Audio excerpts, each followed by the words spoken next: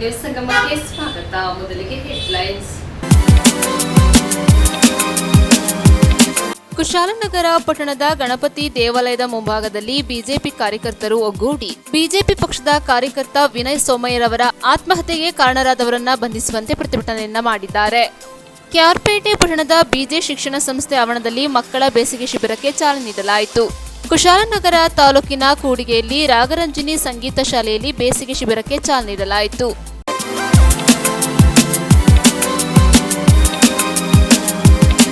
ಕುಶಾಲನಗರ ಪಟ್ಟಣದ ಗಣಪತಿ ದೇವಾಲಯದ ಮುಂಭಾಗದಲ್ಲಿ ಬಿಜೆಪಿ ಕಾರ್ಯಕರ್ತರು ವಿನಯ್ ಸೋಮಯ್ಯರವರ ಆತ್ಮಹತ್ಯೆಗೆ ಕಾರಣ ಆಗಿರುವವರ ವಿರುದ್ಧ ಪ್ರತಿಭಟನೆಯನ್ನ ಮಾಡಿದರು.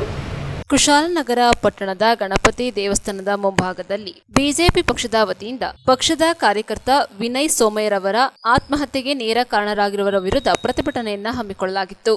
ಬೆಂಗಳೂರಿನಲ್ಲಿ ದುರಂತಾಂತ್ಯ ಕಂಡ ಕೊಡಗಿನ ವಿನಯ್ ಸೋಮಯ್ಯನವರ ಸಾವು ಪ್ರಜ್ಞಾವಂತರ ಪಾಲಿಗೆ ಆಘಾತಕಾರಿ. ರಾಜಕೀಯ ಮತ್ತು ಅಧಿಕಾರಶಾಹಿಗಳ ಒತ್ತಡ, ಸಮಾಜಘಾತುಕರ ಕಿರುಕುಳದಿಂದಾಗಿ ತಾನು ಮಾಡದ ತಪ್ಪಿಗೆ ತಮ್ಮ 39ನೇ ವಯಸ್ಸಿನಲ್ಲಿಯೇ ಇಹಲೋಕ ತ್ಯಜಿಸಿದ ಇವರ ಸಾವು ಅವರ ಕುಟುಂಬಕ್ಕೂ ಹಾಗೂ ಸಮಾಜಕ್ಕೂ ತುಂಬಲಾರದ ನಷ್ಟವಾಗಿದೆ.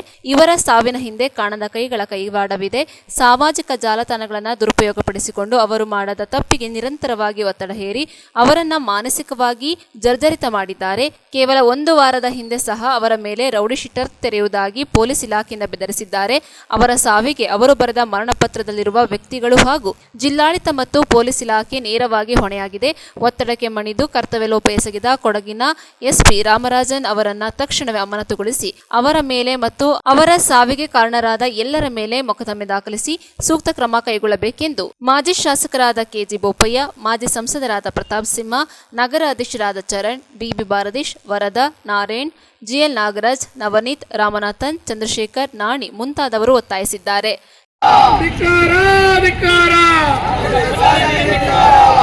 ಕೊಡಗಿನಲ್ಲಿ ವಿಷ ಬೀಜ ಬಿತ್ತಿರುವಂತಹ ಕಾಂಗ್ರೆಸ್ ಶಾಸಕರುಗಳಿಗೆ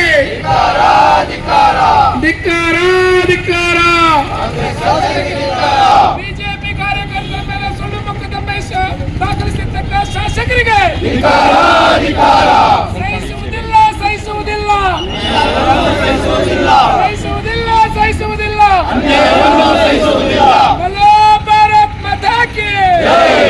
ಬೆಳಗಿನ ಜಾವ ಬೆಂಗಳೂರಿನಲ್ಲಿ ನಮ್ಮ ಪಕ್ಷದ ಕಾರ್ಯಕರ್ತ ಸದಾ ನಮ್ಮ ಪಕ್ಷದ ಚಿಂತನೆ, ರಾಷ್ಟ್ರವಾದಕ್ಕೆ ಪೂರಕವಾದಂತಹ ಪೋಸ್ಟ್ಗಳನ್ನು ಹಾಕಿ ಬೇರೆಯವ್ರಿಗೂ ಕೂಡ ಮಾದರಿಯಾಗಿದ್ದಂತಹ ವಿನಯ್ ಸೋಮಯ್ಯ ನಮ್ಮ ಕೊಡಗಿನ ಇಬ್ಬರು ಶಾಸಕರ ಕಿರುಕುಳದಿಂದ ನೊಂದು ಬೇಸತ್ತು ಆತ್ಮಹತ್ಯೆಯನ್ನು ಮಾಡಿಕೊಂಡಿದೆ.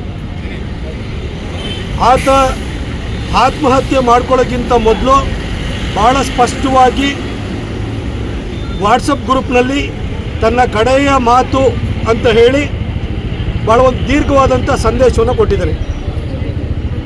ಅದನ್ನು ನೋಡಿದರೆ ಭಾಳ ಸ್ಪಷ್ಟವಾಗುತ್ತೆ. ಇದರಲ್ಲಿ ವಿರಾಜಪೇಟೆ ಶಾಸಕ ಪೊನ್ನಣ್ಣ, ಮಡಿಕೇರಿ ಶಾಸಕ ಮಂತರ್ಗೌಡ ಹಾಗೂ ಕಾಂಗ್ರೆಸ್ನಲ್ಲಿ ಯಾವಾಗಲೂ ವಾಚಾಳಿ ಥರ ಪ್ರತಿನಿತ್ಯನೂ ಕೂಡ ಬೇರೆಯವ್ರ ಮೇಲೆ ಹರಿಹಾಯ್ತಾ ಇರುವಂತಹ ತೆನ್ನೀರ ಮೈನ ಹಾಗೂ ಇನ್ನು ಕೆಲವರು ಆತನ ಸಾವಿಗೆ ನೇರವಾಗಿ ಹೊಣೆಯಾಗಿದ್ದಾರೆ ಅನ್ನೋದು ಸ್ಪಷ್ಟವಾಗಿದೆ. ನಾನು DG ಅವರನ್ನ ಹಾಗೂ ನಮ್ಮ ಕೊಡಗಿನ SP ಅವರನ್ನು ಮನವಿ ಮಾಡಿಕೊಳ್ತೀವಿ ಹಾಗೂ ಒತ್ತಾಯವನ್ನು ಮಾಡ್ತೀವಿ. ನಮ್ಮ ಪಕ್ಷದ ವತಿಯಿಂದ ವಿನಯ್ ಸೋಮಯ್ಯ ಫೇಸ್ಬುಕ್, ವಾಟ್ಸಪ್ನಲ್ಲಿ ಕಡೆಯದಾಗಿ ಬರೆದಿರುವಂಥ ಸಂದೇಶವನ್ನು ಒಂದು ಡೆತ್ ನೋಟ್ ಆಗಿ ಪರಿಗಣಿಸಿ, ಅದನ್ನು ಒಂದು ಡೈಯಿಂಗ್ ಡಿಕ್ಲರೇಷನ್ ಅಂತ ಪರಿಗಣಿಸಿ ಪೊನ್ನಣ್ಣ, ಮಂತರ್ಗೌಡ, ತೆನ್ನೀರ ಮೈನ ಹಾಗೂ ಉಳಿದವರ ವಿರುದ್ಧ FIR ಅನ್ನು ದಾಖಲಿಸಬೇಕು ಹಾಗೂ ನಮ್ಮ ಕೊಡಗಿನ ಇಬ್ಬರು ಶಾಸಕರನ್ನು ತಕ್ಷಣಕ್ಕೆ ಬಂಧಿಸಬೇಕು ಅಂತ ಹೇಳಿ ನಾನು ಒತ್ತಾಯವನ್ನು ಮಾಡ್ತೀನಿ. ನಮ್ಮ ಇಬ್ಬರು ಶಾಸಕರು ಕಳೆದ 25 ವರ್ಷಗಳಿಂದ ಇದ್ದರು. ಅದು ಬೋಪಯ್ಯನವರು ಇರ್ಬೋದು, ಅಪ್ಪಚ್ಚು ರಂಜನ್ ಇರ್ಬೋದು. ಕಾಂಗ್ರೆಸ್ನ ಯಾವುದಾದ್ರೂ ಕೂಡ ಈ ಕಾರ್ಯಕರ್ತ ಈ ರೀತಿ ಕಿರುಕುಳಕ್ಕೆ ಒಳಗಾಗಿದ್ದು ಒಂದು ಉದಾಹರಣೆ ಇದೆಯಾ? ಅಥವಾ ನಮ್ಮ ಶಾಸಕರಿಂದ ಯಾರಾದ್ರೂ ಕೂಡ ಆತ್ಮಹತ್ಯೆ ಮಾಡಿಕೊಳ್ಳುವಂಥ ಪರಿಸ್ಥಿತಿ ಯಾವತ್ತಾರು ಬಂದಿತ್ತ? ಆದರೆ ಕಳೆದ 2 ವರ್ಷಗಳಿಂದ ಈ ಕಾಂಗ್ರೆಸ್ನ ಇಬ್ಬರು ಶಾಸಕರು ಬಂದಾದ್ಮೇಲೆ ಕೊಡಗಿನಲ್ಲಿ ದ್ವೇಷದ ರಾಜಕಾರಣ ಬರ್ತಾ ಇದೆ. ಜಾತಿಗಳ ಮಧ್ಯದಲ್ಲಿ ಹೊಡೆದಾಟ ನಡೀತಾ ಇದೆ. ಇವತ್ತು ನಮ್ಮ ಕಾರ್ಯಕರ್ತ ಅವನು ವಾಟ್ಸಪ್ಪಲ್ಲಿ ಒಬ್ಬ ಅಡ್ಮಿನ್ ಅಷ್ಟೇ, ಈ ಪೊಲೀಸ್ ಇಲಾಖೆ ಮತ್ತು ಇಲ್ಲಿನ SP ಅದು ಏನು ಮಾಡ್ತಿದ್ದಾರೆ, ಮಣ್ಣು ತಿಂತಿದ್ದಾರೆ ಅಂತ ನನಗೆ ಗೊತ್ತಿಲ್ಲ. ಯಾವ ಕಾರಣಕ್ಕೋಸ್ಕರವಾಗಿ ವಿನಯ್ ಸೋಮಯ್ಯ ಅವ್ರ ಮೇಲೆ ಈ ರೀತಿ ಪ್ರಕರಣವನ್ನು ದಾಖಲಿಸಿದ್ರೆ, ಅಡ್ಮಿನ್ ಅನ್ನೋ ಕಾರಣಕ್ಕೋಸ್ಕರ ದಾಖಲಿಸಿ ಆದಮೇಲೆ ಅವನು ಯಾರೋ ಕಾನ್ಸ್ಟೇಬಲ್ ಕಾಲ್ ಮಾಡಿದ್ದಾನೆ, ಪದೇ ಪದೇ ಕಾಲ್ ಮಾಡಿಬಿಟ್ಟು ನಿಮ್ಮ ಮೇಲೆ ರೌಡಿ ಶೀಟ್ ಓಪನ್ ಮಾಡ್ತೀವಿ, 107 ಹಾಕ್ತೀವಿ ಅಂತ ಹೇಳ್ಬಿಟ್ಟು ಒತ್ತಡ ಕೊಟ್ಟಿದ್ದಾನೆ. ಆ ಕಾನ್ಸ್ಟೇಬಲ್ ಮೇಲೂ ಕೂಡ ಕ್ರಮ ಆಗಬೇಕು, ಕಾನ್ಸ್ಟೇಬಲ್ ಮೇಲೂ ಕೂಡ FIR ಆಗಬೇಕು. ಒಬ್ಬ ಅಡ್ಮಿನ್ ಆಗಿರೋ ಕಾರಣಕ್ಕೋಸ್ಕರ ಅವನನ್ನು ಈ ರೀತಿ ಹರಾಸ್ ಮಾಡ್ತಾರೆ ಅಂತ ಹೇಳಿದರೆ ಕೊಡಗಿನಲ್ಲಿ ಯಾವ ವಾತಾವರಣ ಸೃಷ್ಟಿಯಾಗಿದೆ? ಇಬ್ಬರು ಶಾಸಕರು ಏನು ಮಾಡ್ತಿದ್ದಾರೆ? ಇಬ್ಬರೂ ಕೂಡ ಪ್ರತಿನಿತ್ಯನೂ ಕೂಡ ಬಹಳ ಚಂದವಾಗಿ ಡ್ರೆಸ್ ಮಾಡಿಕೊಂಡು, ರೋಲೆಕ್ಸ್ ವಾಚ್ ಹಾಕ್ಕೊಂಡು, ಎಸ್ಕಾರ್ಟ್ ವೆಹಿಕಲ್ ಇಟ್ಕೊಂಡು ಓಡಾಡೋದು ಬಿಟ್ಟು ಇರೋ 5 ಪೈಸದ ಅಭಿವೃದ್ಧಿ ಕೆಲಸ ಮಾಡಿದ್ದಾರೆ. ಪೊನ್ನಣ್ಣನ ವಿರುದ್ಧ ಯಾಕೆ ಸಾಮಾಜಿಕ ಜಾಲತಾಣದಲ್ಲಿ ಆ ರೀತಿ ಒಂದು ಪೋಸ್ಟ್ ಬಂತು, ಯಾವುದೋ ಒಂದು ಟಾಯ್ಲೆಟ್ ಕ್ಲೀನ್ ಆಗಿಲ್ಲ ಅಂತೇಳಿ ಪೊನ್ನಣ್ಣನ ಪೋಸ್ಟ್ ಹಾಕಿದ ಕೂಡಲೇ ಯಾವುದೋ ಜಾತಿ ವಿರುದ್ಧ ಮಾಡಿಬಿಟ್ರು ಅಂತೇಳಿ ಅಪಪ್ರಚಾರ ನೀವು ಮಾಡ್ತಾ ಇದ್ದೀರಿ. ಅಲ್ಲ ರೀ, ನೀವು ಶಾಸಕರಾಗಬೇಕು ಅಂತಂದರೆ ಜನರ ಬಗ್ಗೆ ಕಾಳಜಿ ಇಟ್ಕೊಂಡಿರ್ಬೇಕಿತ್ತು. ನೀವು ಎಲ್ಲೋ ಕೇಸ್ಗಳನ್ನ ಫಿಕ್ಸ್ ಮಾಡಿಕೊಂಡು, ಪೊನ್ನಣ್ಣ ನೀವು ಇಲ್ಲಿ ಬಂದು ದುಡ್ಡು ತೊಗೊಂಬಂದು ಇಲ್ಲಿ MLA ಆಗಿದ್ದೀರಿ, ಇನ್ನೊಬ್ಬ ರಿಯಲ್ ಎಸ್ಟೇಟ್ ಮಾಡ್ಕೊಂಡು ಬಂದು ಇವತ್ತು ಇನ್ನೊಬ್ಬ MLA ಆಗಿದ್ದೀರಿ. ಬಿಟ್ಟಿ ಕಾಸಿನಲ್ಲಿ ಬಂದು MLA ಆಗಿರ್ಬೋದು, ಆದರೆ ಜನರ ವಿಶ್ವಾಸವನ್ನು ಗಳಿಸೋ, ಜನರ ಪ್ರೀತಿ ಗಳಿಸ್ಬೇಕು ಅಂದರೆ ಜನರಿಗೆ ಕೆಲಸ ಮಾಡಬೇಕಾಗುತ್ತೆ, ಜನರಿಗೆ ಸ್ಪಂದಿಸಬೇಕಾಗುತ್ತೆ. ನಿಮಗೆ ವಾಟ್ಸಪ್ ಗ್ರೂಪ್ ಇರ್ಬೋದು, ಫೇಸ್ಬುಕ್ ಇರ್ಬೋದು, ನಮಗೂ ತುಂಬ ಬೈತಿರ್ತಾರೆ. ನಾವು ಅದನ್ನು ಸಕಾರಾತ್ಮಕವಾಗಿ ತಗೊಳ್ತೀವಿ. ಕೆಲವೊಂದು ಸರಿ ಎಲ್ಲ ಮೇರೂ ಕೂಡ ಬೈದಿರ್ತಾರೆ. ಅದು ದ್ವೇಷದಿಂದ ಬೈದಿರೋಂಥದ್ದನ್ನು ನಾವು ಇಗ್ನೋರ್ ಮಾಡ್ತೀವಿ. ಪೂರಕವಾಗಿ ಅಭಿವೃದ್ಧಿ ಕಾರ್ಯಗಳಿಗೆ ಸಂಬಂಧಪಟ್ಟ ಹಾಗೆ ಯಾರಾದರೂ ಟ್ವೀಟ್ ಮಾಡಲಿ, ಫೇಸ್ಬುಕ್ನಲ್ಲಿ ಪೋಸ್ಟ್ ಹಾಕಲಿ, ವಾಟ್ಸಪ್ನಲ್ಲಿ ಹಾಕಲಿ, ಅದನ್ನು ಪೂರಕವಾಗಿ ತೆಗೆದುಕೊಂಡು ನಾವು ಕೆಲಸ ಮಾಡ್ತಾಯಿದ್ದು. ಆದರೆ ನೀವ್ಯಾಕೆ FIR ಹಾಕ್ಸ್ತೀರಿ? ಎಲ್ಲರ ಮೇಲೂ ನಿಮ್ಮ ಮೇಲೆ ಯಾರು ಪೋಸ್ಟ್ ಮಾಡಿದ್ರು ಕೂಡ FIR ಹಾಕ್ಸ್ತೀರಿ. ಅವ್ನು ಯಾರೋ ತೆಂದಿರೋ ಮೈನಾ ಅಂತಿದ್ದಾನೆ. ಅವನು ಯಾರೇ ಪೊನ್ನಣ್ಣ ನಿಮ್ಮ ಚೇಲಲ್ವೇನ್ರಿ? ಅವನು ಪ್ರತಿನಿತ್ಯನೂ ನಿಮ್ಮ ಬಗ್ಗೆನೇ ಯಾರೇ ವಾಟ್ಸಪ್ ಗ್ರೂಪ್ನಲ್ಲಿ ಏನೇ ಒಂದು ಪೋಸ್ಟ್ ಹಾಕಿರೋ, ಒಂದು ಅಭಿವೃದ್ಧಿ ಕಾರ್ಯದ ಬಗ್ಗೆ ಕೇಳಿದ್ರು ಕೂಡ ಹೆಚ್ಚಿಗೆ ಮಾತಾಡಿದರೆ FIR ಹಾಕ್ಸ್ತೀನಿ ಅಂತಾನೆ. ಏನು Kodagu police, Kodagu SP ಪೊನ್ನಣ್ಣನ PS ಅಥವಾ ಕೊಡಗಿನ ಸೂಪರಿಂಟೆಂಡೆಂಟ್ ಆಫ್ ಪೊಲೀಸ್ ಅದು ಕೊಡಗಿಗ ಅವರು ಅಥವಾ ಪೊನ್ನಣ್ಣ PS ಆಗಿದ್ದಾರೆ ಅವರು? ಯಾಕಾಗಿ ಕ್ರಮ ಕೈಗೊಳ್ತಿಲ್ಲ? ಯಾಕಾಗಿ ಈ ರೀತಿ ನಮ್ಮ ಕಾರ್ಯಕರ್ತರ ಮೇಲೆ ಹೆರಾಸ್ಮೆಂಟ್ ಮಾಡ್ತಾ ಇದ್ದಾರೆ? ಇದನ್ನು ನಾವಿನ್ನ ಕೊಡಗಿನಲ್ಲಿ ಸಹಿಸ್ಕೊಂಡು ಕೂರಕ್ಕೆ ಸಾಧ್ಯ ಇಲ್ಲ. ತಕ್ಷಣಕ್ಕೆ ಪೊನ್ನಣ್ಣ, ಮಂತರ್ಗೌಡ, ತೆಂಡಿನ ಮೈನಾ ವಿರುದ್ಧ ಪ್ರಕರಣ ದಾಖಲಾಗಬೇಕು, ಅವ್ರ ವಿರುದ್ಧ FIR ಆಗಬೇಕು. ನಾನು ವಿನಯ್ ಸೋಮಯ್ಯ ಅವರ ಕುಟುಂಬದವ್ರನ್ನ ಮನವಿ ಮಾಡ್ಕೊಳ್ತೀನಿ, ದಯವಿಟ್ಟು ಈ ಇಬ್ಬರು ಶಾಸಕರ ವಿರುದ್ಧ FIR ಆಗೋವರೆಗೂ ಕೂಡ ನೀವು ಅಂತ್ಯ ಸಂಸ್ಕಾರ ಮಾಡೋಕ್ಕೆ ಹೋಗಬೇಡಿ. ಇವತ್ತು ನಿಮ್ಮ ಮಗಂಗಾಗುತ್ತೆ, ನಾಳೆ ಬೆಳಗ್ಗೆ ಇನ್ನೊಬ್ಬರು ಮಗಂಗಾಗುತ್ತೆ. ಅಂತ್ಯ ಸಂಸ್ಕಾರ ಮಾಡೋಕ್ಕೆ ಹೋಗಬೇಡಿ. ನಮ್ಮ ಮೈಸೂರಿನಲ್ಲೂ ಕೂಡ 2015ರಲ್ಲಿ ಈ ಥರ ರಾಜು ಮಾಡ್ರ ಕೇಸ್ ಆಯಿತು. ಆವತ್ತು ಕಮ್ಯುನಲ್ ವೈಲೆನ್ಸ್ ಅಂತ ಹೇಳಿ ಅದಕ್ಕೆ ಪರಿಹಾರನೂ ಕೊಡೋವರೆಗೂ ಕೂಡ ನಾನು ಹೆಣವನ್ನು ಎತ್ತಿರಲಿಲ್ಲ, ನಾನು ಬಾಡಿ ತೆಗೆದಿರಲಿಲ್ಲ. ಅದೇ ರೀತಿ ವಿನಯ್ ಸೋಮಯ್ಯ ಅಂತ್ಯ ಸಂಸ್ಕಾರನೂ ಕೂಡ ಮಾಡಕೂಡ್ದು, FIR ಆಗೋವರೆಗೂ ಅಂತ ಹೇಳಿ ಆ ಕುಟುಂಬದವ್ರನ್ನೂ ಕೂಡ ಕೇಳ್ಕೊಳ್ತೀನಿ. ಹಾಗೆ ನಮ್ಮ ಕಾರ್ಯಕರ್ತರಿಗೂ ನಾನು ಮನವಿ ಮಾಡ್ಕೊಳ್ತೀನಿ, ಇವರಿಬ್ಬರು ಶೋಕಿಲಾಲಗಳು ಯಾರಿದ್ದಾರೆ MLAಗಳು, ಇವ್ರು ಎಲ್ಲೇ ಹೋದರೂ ಕೂಡ ಗೆರಾವ್ ಹಾಕಬೇಕು, ಅವರನ್ನು ಪ್ರಶ್ನೆ ಮಾಡಬೇಕು. ಯಾಕೆಂದರೆ ವಿನಯ್ ಸೋಮಯ್ಯ ವಾಟ್ಸಪ್ ಗ್ರೂಪ್ನಲ್ಲಿ ಮಂತರ್ಗೌಡೆಯಿಂದ ಅಲ್ಲಿ ಕಾಲ್ ಹೋಗಿದೆ, ಏನು ಕೇಳಬೇಡಿ, ಏನು ವೈಯಕ್ತಿಕವಾಗಿ ಬಂದು ಹೇಳೋಕ್ಕೆ ಏನು ಇವ್ರ ಮನೆ ಕೆಲಸನ? ಇದನ್ನು ಧಮಕಿ ಹಾಕುವಂಥ ಕೆಲಸ ಮಾಡಿದ್ದಾರೆ ಇಬ್ಬರು ಶಾಸಕರು. ಅದರಲ್ಲೂ ಪೊನ್ನಣ್ಣ ಎಂತೋ ದ್ವೇಷದ ರಾಜಕಾರಣನೇ ಮಾಡ್ಕೊಂಡಿರೋವಂಥದ್ದು. ಹಾಗಾಗಿ ಇಬ್ಬರು ಶಾಸಕರ ವಿರುದ್ಧ FIR ಆಗಬೇಕು, ಅವರನ್ನು ಬಂಧಿಸುವಂಥ ಕೆಲಸನೂ ಕೂಡ ಆಗಬೇಕು. ಕೊಡಗಿನಲ್ಲಿ ಶಾಂತಿ ಮತ್ತು ಸೌಹಾರ್ದತೆಯ ವಾತಾವರಣ ಸೃಷ್ಟಿಯಾಗಬೇಕು ಅಂತಂದರೆ ಇಬ್ಬರು ಶಾಸಕರು ಆದಷ್ಟು ಬೇಗ ತೊಲಗಬೇಕು. ಇವರು ವಿರುದ್ಧ FIR ಹಾಕಬೇಕು ಅಂತ ಹೇಳಿ ನಾನು ಪೊಲೀಸ್ ಇಲಾಖೆಯನ್ನು, ರಾಜ್ಯ ಸರ್ಕಾರವನ್ನು ಕೂಡ ನಾನು ಕೇಳ್ಕೊಳ್ತೀನಿ. ಹಾಗೆ ವಿನಯ್ ಸೋಮಯ್ಯ ಹಾಗೆ ಇನ್ನೊಬ್ಬರು ವಿಷ್ಣು ನಾಚಪ್ಪ ಅಂತ ಹೇಳಿ ಒಂದು ವಾಟ್ಸಪ್ ಗ್ರೂಪನ್ನು ಮಾಡಿ ಕೊಡಗು ಜಿಲ್ಲೆಯ ಸಮಸ್ಯೆಗಳು ಮತ್ತು ಪರಿಹಾರ ಅಂತ ಹೇಳೋದನ್ನು 22ನೇ ಇಸ್ವಿಯಿಂದಲೇ ಮಾಡ್ತಾ ಇದ್ದಾರೆ. ಅವರ ಉದ್ದೇಶ ಭಾಳ ಸ್ಪಷ್ಟ ಇತ್ತು. ಕೊಡಗಿನ ಸಮಸ್ಯೆಗಳು ಏನಿದೆ ಅದನ್ನು ಸಂಬಂಧಪಟ್ಟವರ ಗಮನಕ್ಕೆ ತರೋದು, ಜನ ಪ್ರತಿನಿಧಿಗಳ ಗಮನಕ್ಕೆ ತರೋದು, ಪರಿಹಾರಕ್ಕಾಗಿ ಮಾಡುವಂಥ ವಿಚಾರವನ್ನು ಮಾಡ್ತಾಯಿದ್ರು. ಸ್ವಾಭಾವಿಕವಾಗಿ ಯಾರು ಕೆಲವು ತಮ್ಮ ಆಕ್ರೋಶವನ್ನು ಹೇಳಿದ್ದಾರೆ ಅದನ್ನು ವಾಟ್ಸಪ್ ಗ್ರೂಪಲ್ಲಿ ಭಾಳ ಟೀಕೆ ಇದ್ದದ್ದನ್ನು ಅವರು ಹಾಕ್ತಾ ಇರಲಿಲ್ಲ. ಒಂದು ರೀತಿ ಪ್ರಜಾಪ್ರಭುತ್ವ ಕಾನೂನಿನ ಚೌಕಟ್ಟಿನಲ್ಲಿ ಮಾಡ್ತಾಯಿದ್ರು. ಹಾಗೆಯೇ ಇದು ನಡ್ಕೊಂಡಿರುವಾಗ ಈಗ ಸ್ವಲ್ಪ ಸಮಯದ ಹಿಂದೆ ಈಗಲೇ ಹೇಳಿದ್ದಾರೆ, ನಾಪಕ್ಲು ಅನ್ನುವ ಜಾಗದಲ್ಲಿ ಬಸ್ ಸ್ಟ್ಯಾಂಡ್ ಹತ್ರ ಒಂದು ಶೌಚಾಲಯ ಟಾಯ್ಲೆಟ್ ಇರುತ್ತದೆ, ಅದು ಗಬ್ಬೆದ್ದು ವಾಸನೆ ಬರ್ತದೆ.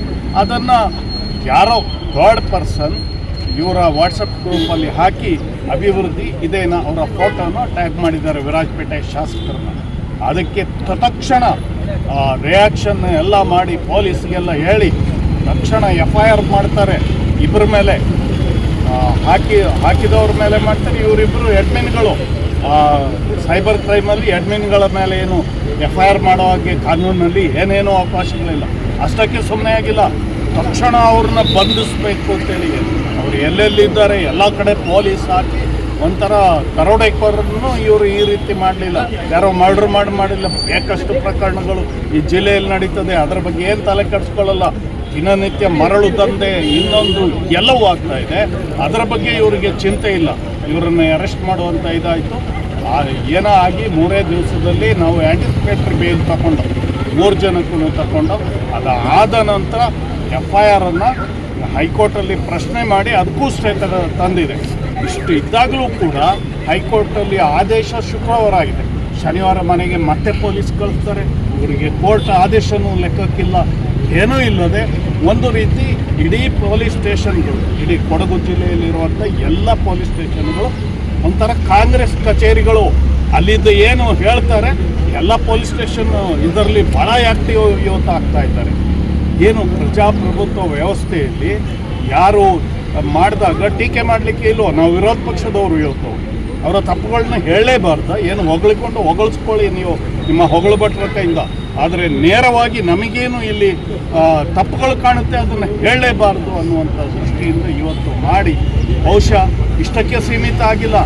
ಅಲ್ಲಿಂದ ಮತ್ತೆ ಅವ್ರ ಮೇಲೆ ರೌಡಿ ಶೀಟ್ ಓಪನ್ ಮಾಡಬೇಕು ಅಂತೇಳಿ ಆ ವಿನಯ್ ಸೋಮಯ್ಯ ಹಾಗೆ ವಿಷ್ಣು ನಾಚಪ್ಪ ಅವರಿಗೆ ಮಡಿಕೇರಿ ಠಾಣೆಯಲ್ಲಿ ಎಲ್ಲ ಮೊಕದ್ದಮೆ ಆಗಿದ್ದು. ಅಲ್ಲಿಂದ ಒಬ್ಬ ಕಾನ್ಸ್ಟೇಬಲ್ ಫೋನ್ ಮಾಡಿ ಹೇಳ್ತಾರೆ, ನಿಮ್ಮ ಮೇಲೆ ಹಿಂದಿನ BNSSನಲ್ಲಿ 107 ಈಗ 126 ಹೊಸ ಕಾಯ್ದೆ ಪ್ರಕಾರ, ಅದರ ಪ್ರಕಾರ ತಹಸೀಲ್ದಾರಲ್ಲಿ ಮೊಕದ್ದಮೆ ದಾಖಲಾಗಿದೆ, ಹೋಗಿ ಸಿಗ್ನೇಚರ್ ಮಾಡಿ ಅಂತ ಧಮಕಿ ಒಬ್ಬ ಕಾನ್ಸ್ಟೇಬಲ್. ಅಲ್ಲಿಂದ ಅವರು ಸ್ವಲ್ಪ ಮಾತಾಡಿದಾಗ ನಿಮಗೆ ಆ ನೋಟಿಸ್ ಬೇಕಾದರೆ ವಾಟ್ಸಪ್ಪಲ್ಲಿ ಯಾವ ಕಾನೂನಲ್ಲಿದೆ ವಾಟ್ಸಪ್ಪಲ್ಲಿ ಕಳಿಸ್ಕೊಡ್ತೇನೆ ಅನ್ನುವಂಥ ಧಮಕಿ ಮಾಡ್ತಾರೆ.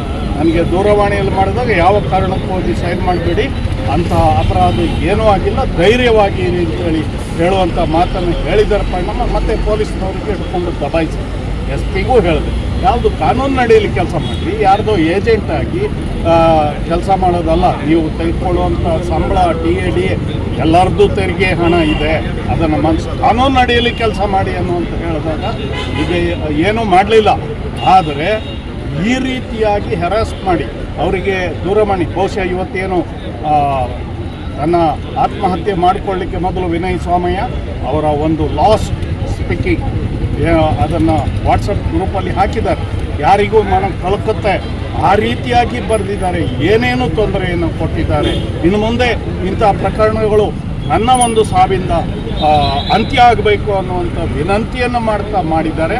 ನೇರವಾಗಿ ಇಬ್ಬರು ಶಾಸಕರು, ಅವನು ತೆನ್ನೀರ ಮೈನಾ ಮತ್ತೊಬ್ಬ ಅವರ ಫೋಟೋಗಳನ್ನೆಲ್ಲ ಇದ್ದ ಪತ್ರಿಕೆಗಳಿಗೆಲ್ಲ ಹಾಕಿದ್ದಾರೆ.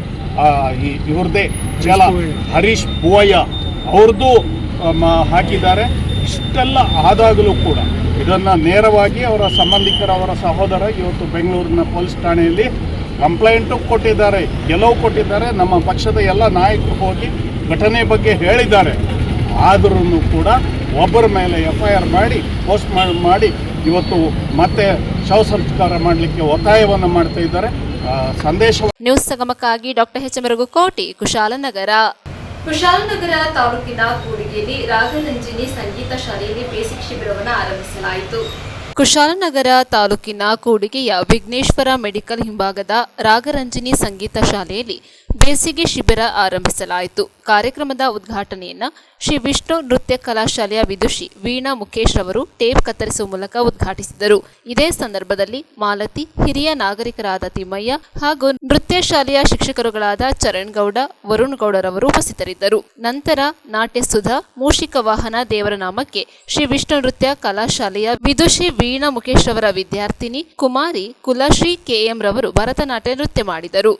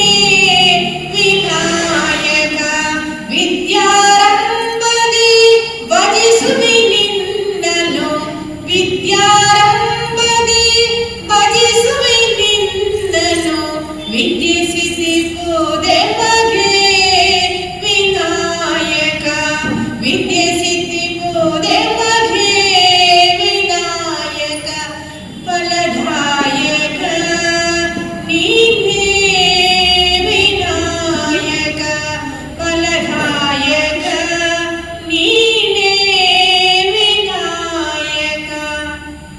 ಹಾಗೂ ತುಂಬ ಅಕ್ಕಪಕ್ಕದ ಊರಿನ ಮಕ್ಕಳಿಗಾಗಿ ಬೇಸಿಗೆ ಶಿಬಿರ ಹಾಗೂ ಕಲೆಯನ್ನು ಅವರು ಮುಂದುವರಿಸಿಕೊಂಡು ಹೋಗೋಕ್ಕೋಸ್ಕರ ಮ್ಯೂಸಿಕ್ ಇರ್ಬೋದು, ಡ್ಯಾನ್ಸ್ ಇರ್ಬೋದು, ಡ್ರಾಯಿಂಗ್ ಇರ್ಬೋದು ಅಥವಾ ಬೇರೆ ಬೇರೆ ಕಲೆಗೆ ಸಂಬಂಧಪಟ್ಟಂತಹ ಏನೇನು ವಿಷಯಗಳಿದೆ ಎಲ್ಲವನ್ನು ಕಲ್ತ್ಕೊಂಡು ಮಗು ಮುಂದೆ ಇದರ ಒಂದು ಉಪಯೋಗವನ್ನು ಪಡ್ಕೊಳ್ಳಿ ಅನ್ನೋದಕ್ಕೋಸ್ಕರ ಈ ಬೇಸಿಗೆ ಶಿಬಿರವನ್ನು ಶುರು ಮಾಡ್ತಾ ಇದ್ದೇವೆ.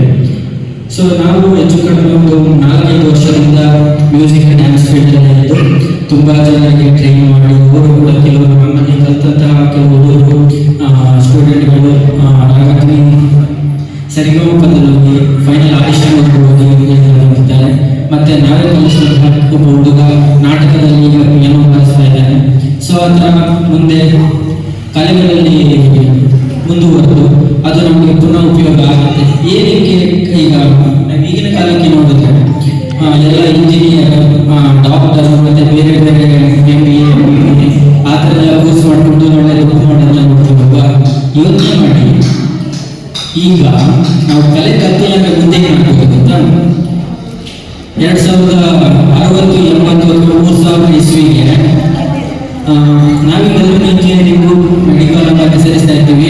ಮುಂದೊಂದು ದಿನ ಬರುತ್ತೆ ಏನು ಮಾಡ್ತಾರೆ ಅಂದರೆ ಅನ್ನ ಬೆಳೆಯೋಕ್ಕೆ ಕೋರ್ಸ್ ಮಾಡ್ತಾರೆ. ಅನ್ನ ಬೆಳೆಯೋಕ್ಕೆ ಯಾವ ರೀತಿ ಅಥವಾ ಈ ಥರ ಏನು ಭರತನಾಟ್ಯ, ಮ್ಯೂಸಿಕ್ಕು ಅದೆಲ್ಲ ಕೋರ್ಸ್ ಮಾಡಿ ಒಂದೊಂದು ಕೋರ್ಸು 1 ವರ್ಷಕ್ಕೆ 10 ಲಕ್ಷ 20 ಲಕ್ಷ ಮಾಡ್ತಾರೆ. ನಮಗೆ ಯಾಕಂದರೆ ಕಲೆನ ಬೆಳೆಸ್ಕೊಂಡು ಹೋಗ್ಬೇಕಾಗಿದೆ.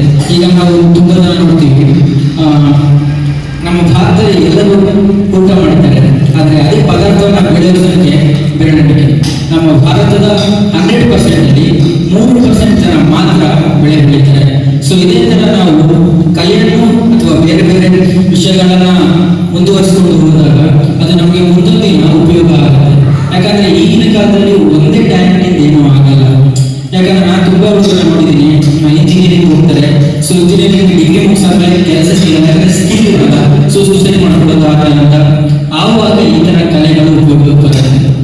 ಸೊ ಅದಕ್ಕೋಸ್ಕರ ಕಲೆಯಿಂದ ಉಪಯೋಗ ಇಲ್ಲ ಅಂತ ಅಂದ್ಕೊಳ್ಬೇಡಿ, ಕಲೆ ಸೇರ್ಕೊಳ್ಳಿ. ನಮ್ಮ ಒಂದು ರಾಗರತ್ನ ಕಲಾಮಂದಿರದಲ್ಲಿ ಮೊದಲು ನಾವು ಸಂಗೀತ ಮಾತ್ರ ಹೇಳ್ಕೊಡ್ತಾ ಇದ್ದು, ಈಗ ಸಂಗೀತ, ಡ್ಯಾನ್ಸ್, ಭರತನಾಟ್ಯ, ಚಿತ್ರಕಲೆ, ಬೇರೆ ಬೇರೆ ಸ್ಕೇಟಿಂಗ್, ಸ್ವಿಮ್ಮಿಂಗ್ ಆ ಥರದೆಲ್ಲ ಹೇಳ್ಕೊಡುವಂಥ ಕ್ಲಾಸನ್ನು ಶುರು ಮಾಡ್ತಾ ಇದ್ದೀವಿ. ಸೊ ಎಲ್ಲರೂ ಸೇರಿಕೊಂಡು ಅದರ ಸದುಪಯೋಗ ಪಡ್ಕೊಳ್ಳಿ ಅಂತ ಹೇಳ್ತಾ ನನ್ನ ಮಾತನ್ನು ಮುಗಿಸ್ತಾರೆ. ಅಂತ ಹೇಳಿ ನಾನು ವೀಣಾ ನಾಯರ್ ಅವರದ್ದು ಶಿಷ್ಯೆ. 20 ವರ್ಷದಿಂದ ಭರತನಾಟ್ಯ ಕಲಿತಿದ್ದೀನಿ. ಇವತ್ತು ನಾ ಇದೇ ಊರವಳು, ಕೂಡಿಗೆ ಇಲ್ಲೇ ಇದ್ದೆ ಮೊದಲು. ಇವತ್ತು ರಾಗರಂಜಿನಿ ಬೇಸಿಗೆ ಶಿಬಿರವನ್ನು ಆಯೋಜಿಸಿಕೊಂಡಿದ್ದಾರೆ. ಇದು ಒಂದು ಒಳ್ಳೆಯ ಕಾನ್ಸೆಪ್ಟ್ ಆಗಿದೆ, ಒಳ್ಳೆಯ ವಿಷಯ ಆಗಿದೆ. ಯಾಕಂದರೆ ಈಗಿನ ಕಾಲದಲ್ಲಿ ಮಕ್ಕಳು 24 ಗಂಟೆ ಫೋನಲ್ಲೇ ಮುಳುಗಿ ಹೋಗಿರ್ತಾರೆ. ಆನ್ಲೈನ್ ಆಯಿತು, ಏನೋ ಔಟರ್ ಆಕ್ಟಿವಿಟೀಸ್ ಇರೋದಿಲ್ಲ. ಟಿವಿ, ಮನೆ ಅಂತ ಇರ್ತಾರೆ. ಎಕ್ಸ್ಟ್ರಾ ಕರಿಕ್ಯುಲರ್ ಆಕ್ಟಿವಿಟೀಸ್ ಸಣ್ಣದ್ರಿಂದ ಮಕ್ಕಳನ್ನ ಬೆಳೆಸ್ಕೊಂಡು ಬಂದರೆ ಅದು ತುಂಬಾ ಒಳ್ಳೆಯದಾಗುತ್ತೆ.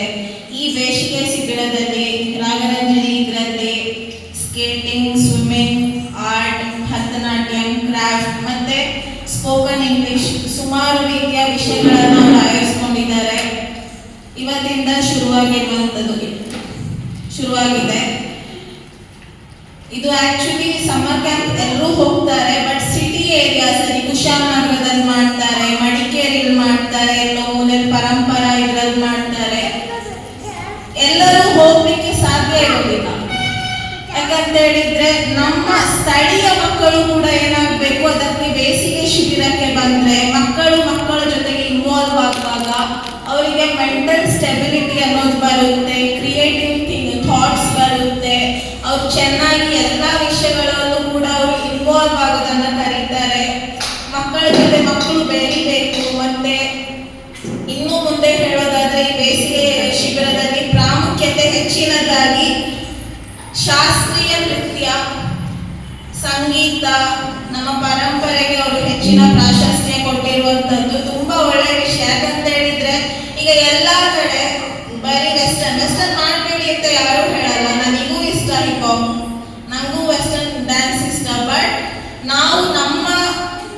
ನಮ್ದೇನಿರುತ್ತೆ, ನಮ್ದು ಏನು ಕಲೆ ಬೆಳ್ಕೊಂಡು ಬಂದಿರ್ತೀವಿ. ಫಾರ್ ಎಕ್ಸಾಂಪಲ್ಗೆ ಮಂಗಳೂರಿಗೆ ಹೋದ್ರೆ ಯಕ್ಷಗಾನವನ್ನ ಮಾಡ್ತೀವಿ, ತಮಿಳುನಾಡಿಗೆ ಹೋದ್ರೆ ಭರತನಾಟ್ಯವನ್ನ ಮಾಡ್ತೀವಿ. ಇದೆಲ್ಲ ನಮ್ಮ ಶಾಸ್ತ್ರೀಯ ನೃತ್ಯ ಕಲೆಗಳು ಅಲ್ವಾ, ಜಾನಪದ ಕಲೆಗಳು ಇರ್ಬೋದು, ಉಮ್ಮತ್ತಾಟ ಇರ್ಬೋದು. ಮಕ್ಕಳಿಗೆ ನಾಲೆಡ್ಜ್ ಇರೋದಿಲ್ಲ.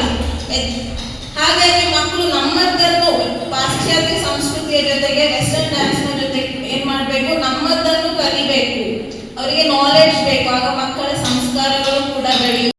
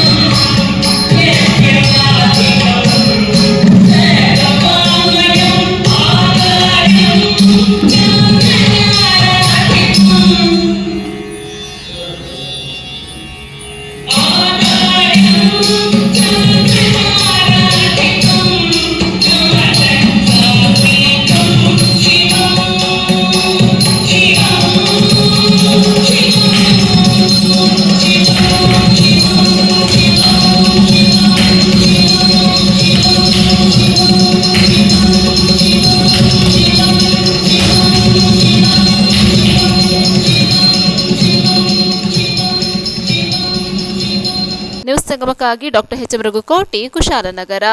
ಕ್ಯಾರ್ಪೇಟೆ ಪಟ್ಟಣದ ಬಿಜೆ ಶಿಕ್ಷಣ ಸಂಸ್ಥೆ ಆವರಣದಲ್ಲಿ ಮಕ್ಕಳ ಬೇಸಿಗೆ ಶಿಬಿರಕ್ಕೆ ಸಂಸ್ಥೆಯ ಗೌರವ ಕಾರ್ಯದರ್ಶಿ ಡಾಕ್ಟರ್ ಜೆಎನ್ ರಾಮಕೃಷ್ಣೇಗೌಡ ಚಾಲನೆ ನೀಡಿದರು. ಕ್ಯಾರ್ಪೇಟೆ ಪಟ್ಟಣದ ಬಿಜಿಎಸ್ ಶಿಕ್ಷಣ ಸಂಸ್ಥೆ ಆವರಣದಲ್ಲಿ ವಿವಿಧ ಶಾಲೆಗಳ ಪುಟಾಣಿ ಮಕ್ಕಳಿಗೆ ಆಯೋಜಿಸಿದ್ದ ಮಕ್ಕಳ ಬೇಸಿಗೆ ಶಿಬಿರವನ್ನು ಜ್ಯೋತಿ ಬೆಳಗಿಸಿ ಉದ್ಘಾಟಿಸಿ ಮಾತನಾಡಿದರು. ಮಕ್ಕಳನ್ನು ಮೊಬೈಲ್ ಫೋನ್ ಸಂಸ್ಕೃತಿಯಿಂದ ಹೊರತಂದು ಬಾಲ್ಯದಿಂದಲೇ ಉತ್ತಮವಾದ ಸಂಸ್ಕಾರ ಹಾಗೂ ಮಾನವೀಯ ಮೌಲ್ಯಗಳನ್ನು ತುಂಬಿ ಮಕ್ಕಳ ಸಮಗ್ರವಾದ ವ್ಯಕ್ತಿತ್ವವನ್ನು ವಿಕಾಸಗೊಳಿಸುವ ಮಕ್ಕಳ ಬೇಸಿಗೆ ಶಿಬಿರವು ಪಠ್ಯದ ಜೊತೆಗೆ ಪಠ್ಯಾಂತರ ಚಟುವಟಿಕೆಗಳಲ್ಲಿಯೂ ಆಸಕ್ತಿ ಬೆಳೆಸಿ ಮಕ್ಕಳು ಉತ್ತಮವಾದ ಸಾಧನೆ ಮಾಡಲು ಬೇಸಿಗೆ ಶಿಬಿರವು ಸಹಕಾರಿಯಾಗಿದೆ.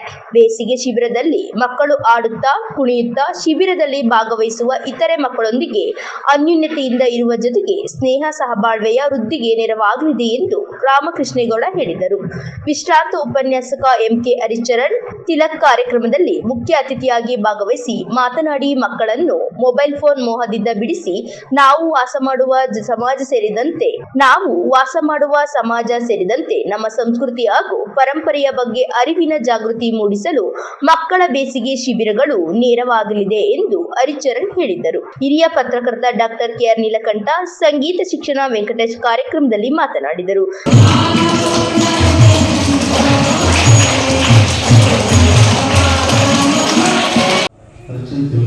ಹಾಗೆ ನೀಲಕಂಠ ಸರ್ ಅವರೇ, ಬಹುಶಃ ನಿಮಗೆ ಗೊತ್ತಿದೆ, ಅವರು ಮಠದ ಯಾವುದೇ ಕಾರ್ಯಕ್ರಮಗಳಿದ್ರು ಬೇರೆ ಎಲ್ಲೇ ಆದ್ಯತೆಗಳಿದ್ರು ಫಸ್ಟ್ ಮಠಕ್ಕೆ ಕೊಟ್ಟು ಆಮೇಲೆ ಹೋಗ್ತಾರೆ.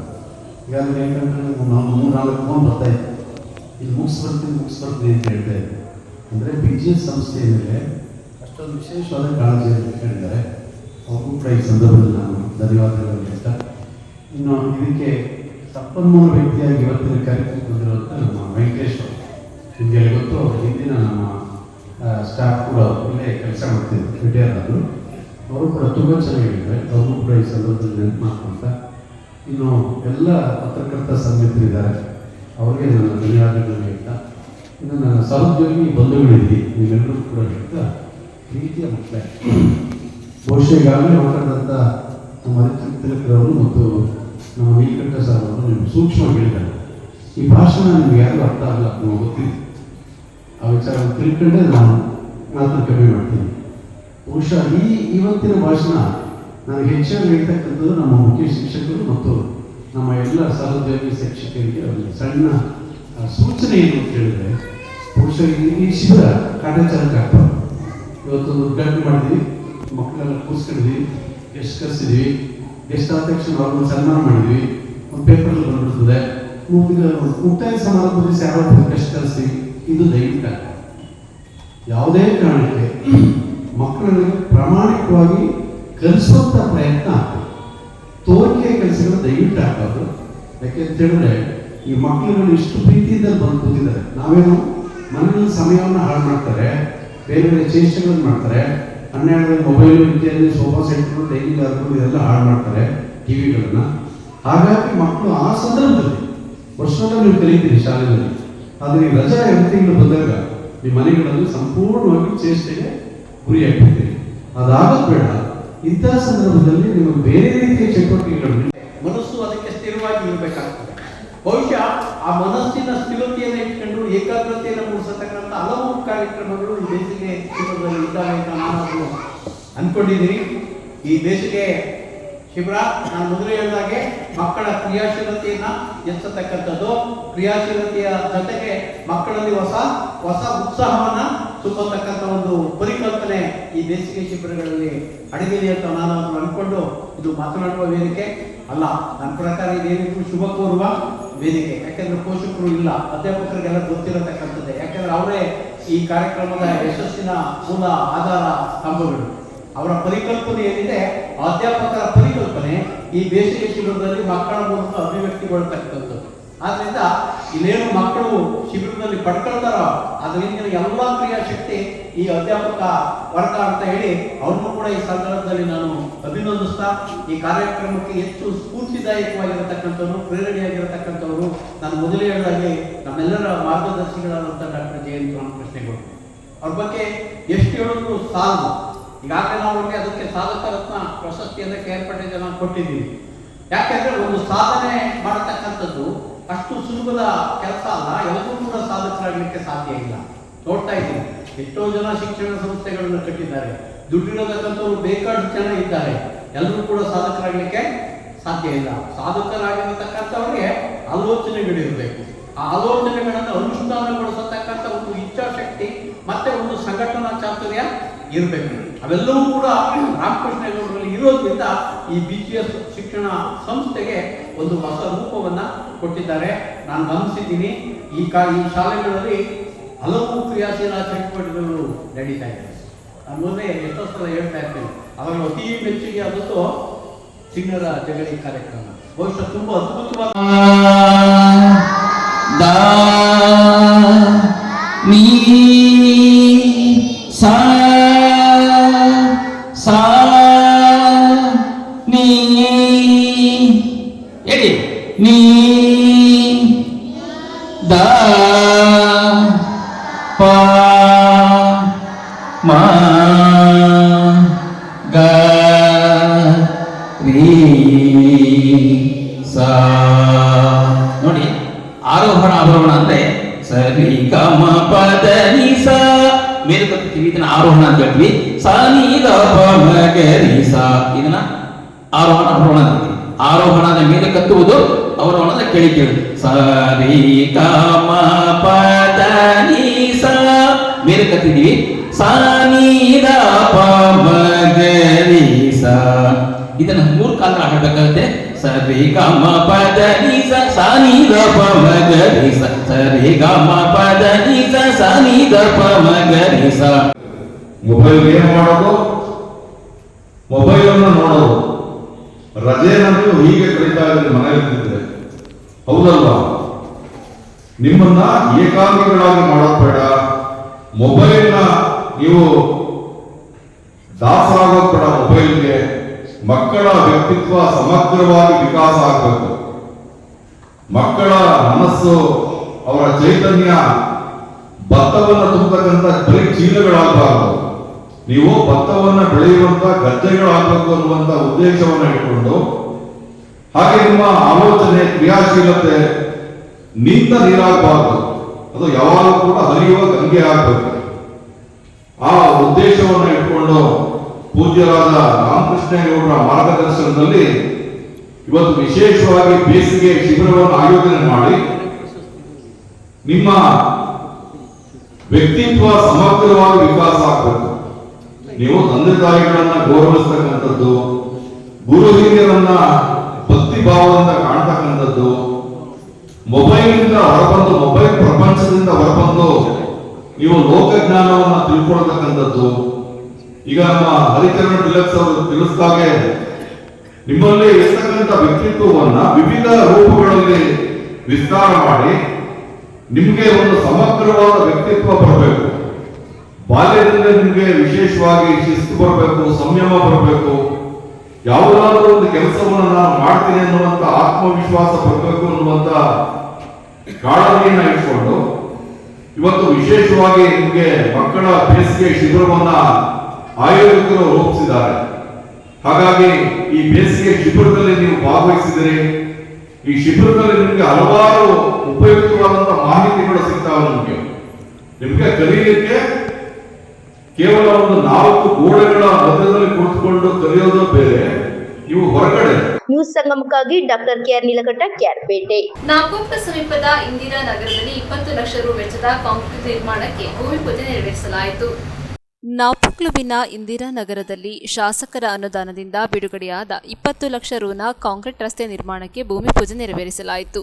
ನಾಪೋಕ್ಲುವಿನ ಬೇತು ಮುಖ್ಯ ರಸ್ತೆಯಿಂದ ಇಂದಿರಾನಗರಕ್ಕೆ ಸಂಪರ್ಕಿಸುವ ರಸ್ತೆ ಅಭಿವೃದ್ಧಿ ಕಾಣದೆ ತೀವ್ರ ಹದಗೆಟ್ಟಿದ್ದು, ಇಲ್ಲಿ ಗುದ್ದಲಿ ಪೂಜೆಯನ್ನು ನೆರವೇರಿಸಿ ಮಾತನಾಡಿದ ಗ್ರಾಮ ಪಂಚಾಯಿತಿ ಅಧ್ಯಕ್ಷೆ ವನಜಾಕ್ಷಿ ರೇಣುಕೇಶ್, ಇಂದಿರಾನಗರದಲ್ಲಿ 20 ಲಕ್ಷ ರು ಶಾಸಕರ ಅನುದಾನದಲ್ಲಿ ಕಾಂಕ್ರೀಟ್ ರಸ್ತೆ ನಿರ್ಮಾಣಕ್ಕೆ ಭೂಮಿ ಪೂಜೆ ನೆರವೇರಿಸಲಾಗಿದೆ. ರಸ್ತೆ ನಿರ್ಮಾಣದಿಂದ ಸ್ಥಳೀಯ ಬಹಳಷ್ಟು ಸಮಸ್ಯೆ ಪರಿಹಾರವಾಗಿ ಪ್ರಯೋಜನವಾಗಲಿದೆ ಎಂದರು.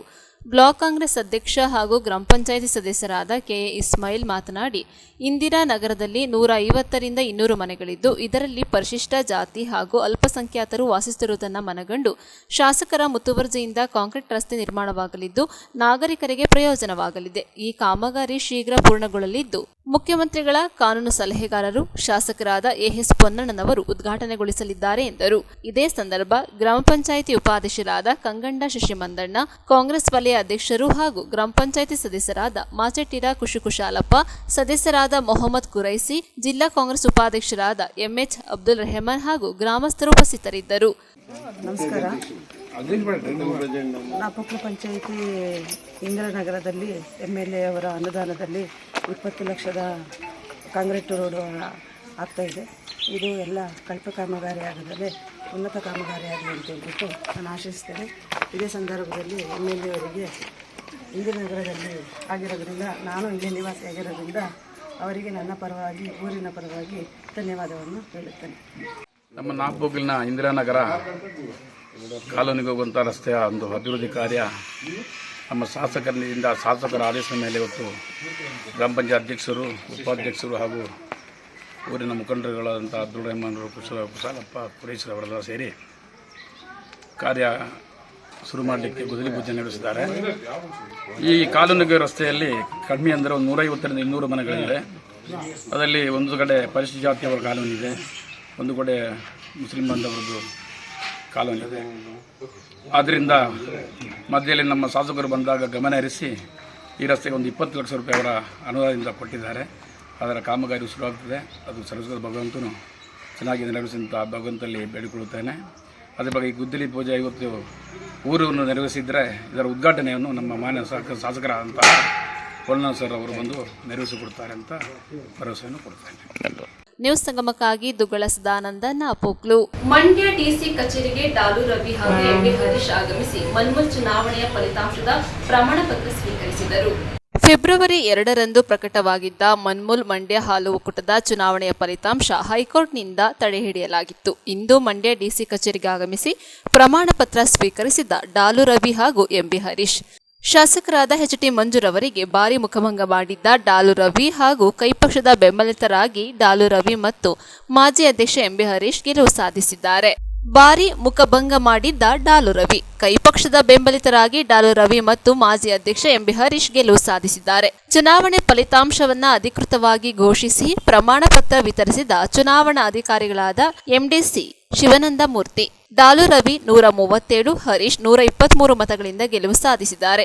ಶಾಸಕ ಎಚ್.ಟಿ. ಮಂಜು 74 ಮತಗಳನ್ನು ಪಡೆದುಕೊಂಡಿದ್ದರು. ಅಧಿಕೃತವಾಗಿ ಚುನಾವಣೆ ಫಲಿತಾಂಶ ಘೋಷಣೆಯಾದ ಹಿನ್ನೆಲೆ ಸಂತೋಷ ವ್ಯಕ್ತಪಡಿಸಿದ ಡಾಲು ರವಿ, ನಾನು ಜೆಡಿಎಸ್ ಪಕ್ಷದ ನಿಷ್ಠಾವಂತ ಕಾರ್ಯಕರ್ತ. ನಾನು ಜೆಡಿಎಸ್ ಪಕ್ಷದಲ್ಲಿ ಇದ್ದೇನೆ. ನಮ್ಮ ಹೋರಾಟ ಶಾಸಕ ಮಂಜು ಅವರ ವಿರುದ್ಧವೇ ಹೊರತು ಪಕ್ಷದ ವಿರುದ್ಧವಲ್ಲ. ಕೆಆರ್ಪೇಟೆಯಲ್ಲಿ ಜೆಡಿಎಸ್ ಶಾಸಕರು ಗೆಲುವು ಸಾಧಿಸಲು ನಮ್ಮ ಪರಿಶ್ರಮ ಇದೆ.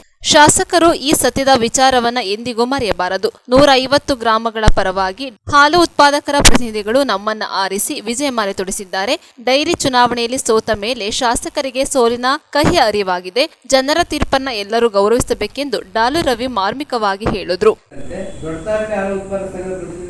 ಮತವನ್ನು ಪರಿಗಣಿಸಿ ಎಣಿಕೆ ಮಾಡಿರುವಂತೆ ಅಂತಿಮ ಫಲಿತಾಂಶ ಪರಿಗಣಿಸಿ ಆಯ್ಕೆಯಾದ ಅಭ್ಯರ್ಥಿಗಳ ಚುನಾವಣಾ ಫಲಿತಾಂಶ ಪ್ರಕಟಿಸಲು ಆದೇಶ ನೀಡಲಾಗಿರುತ್ತದೆ. ದೊಡ್ಡತಾರಲ್ಲಿ ಹಾಗೂ ಅರ್ಜಿ ಸಂಖ್ಯೆ 2856 ದಿನಾಂಕ 12/2/2000 ಆದೇಶದಲ್ಲಿ ಪ್ರಕರಣವನ್ನು ಅರ್ಜಿದಾರರ ಸೌದೆ ಪ್ರಕರಣ ಮುಂದುವರಿಸಿ ಯಾವುದೇ ಆಸಕ್ತಿ ತೋರದ ಕಾರಣ the petition are not interested in prosecuting the case hence the petition stand dispute for non prosecution ಇದು ವಜಾ ಮಾಡಲಾಗಿದೆ. ಆದ್ದರಿಂದ 6 ಕೆಆರ್ಪೇಟೆ ತಾಲೂಕು ಮತಕ್ಷೇತ್ರ ಸ್ಪರ್ಧೆ ಎಲ್ಲ ಅಭ್ಯರ್ಥಿಗಳಿಗೂ 4/4/2020 ಮಧ್ಯಾಹ್ನ 12 ಗಂಟೆಗೆ ಅಪರ ಜಿಲ್ಲಾಧಿಕಾರಿಗಳ ಕಚೇರಿಯಲ್ಲಿ ಫಲಿತಾಂಶ ಪ್ರಕಟಿಸುವುದಕ್ಕೆ ಅಭ್ಯರ್ಥಿ ಏಜೆಂಟ್ಗಳಿಗೆ ನೋಟಿಸ್ ಜಾರಿ ಮಾಡಿ ಸಭೆ ಕರೆದು ಆಧರಿತ ಅಭ್ಯರ್ಥಿ ಏಜೆಂಟ್ಗಳು ವ್ಯವಸ್ಥಾಪಕ ನಿರ್ದೇಶಕರು ಮಂಡ್ಯ ಜಿಲ್ಲಾ ಸಹಕಾರ ಹಾಲು ಉತ್ಪಾದಕ ಸಹಕಾರ ಸಂಘ 2 ಗಂಟೆ ಅಂತಾನೆ ಮಾಡ್ಬಿಟ್ಟಿದ್ದೀನಿ.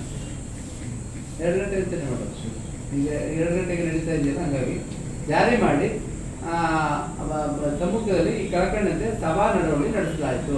ಇವೆಲ್ಲ ಸೈನ್ ಹಾಕ್ತಿದ್ರೆ ಅವ್ರ ಎಂಪಿ ಸೈನ್ ಹಾಕ್ತಿದ್ರು. ಏನಿದ್ರು ಹಿನ್ನೆಲೆ ಏನಂತಂದ್ರೆ ಮಂಡ್ಯ ಜಿಲ್ಲಾ ಹಾಲು ಉತ್ಪಾದಕ ಸಹಕಾರ ಸಂಘದ ಒಕ್ಕೂಟ ನಿಯಮಿತ ಗೆದ್ದಿದೆ. ಇದರ ಆಡಳಿತ ಮಂಡಳಿ ಚುನಾವಣೆ 2/2/2020 ನಡೆದಿತ್ತು. ಅದೇ ದಿನ ಸಂಜೆ 4:30ರಿಂದ ಮತಗಟ್ಟೆಯನ್ನು ನಡೆಸಲಾಗಿದೆ. ಗಣ ಉಚ್ಚ ನ್ಯಾಯಾಲಯದ ಆದೇಶದಂತೆ ಈ ಕೆಳಕಂಡ ಹಾಲು ಉತ್ಪಾದಕರ ಸಹಕಾರ ಸಂಘದ ಪ್ರತಿನಿಧಿಗಳಿಗೆ 2/2/2020 ನಡೆದ ಚುನಾವಣೆ ಮತ ಚಲಾಯಿಸಲು ಅವಕಾಶ ನೀಡಲಾಗಿರುತ್ತೆ. ದೊಡ್ಡತಾರಲ್ಲಿ, ಗೂಡೂರಿನಲ್ಲಿ ಮುಂದುವರೆದು ಕೆಆರ್ಪೇಟೆ ಮತಕ್ಷೇತ್ರ ಮತದಾರಪಟ್ಟಿಯಲ್ಲಿ ಒಟ್ಟು 202 ಡೆಲಿಗೇಟ್ ಪ್ರತಿನಿಧಿಗಳಿದ್ರು.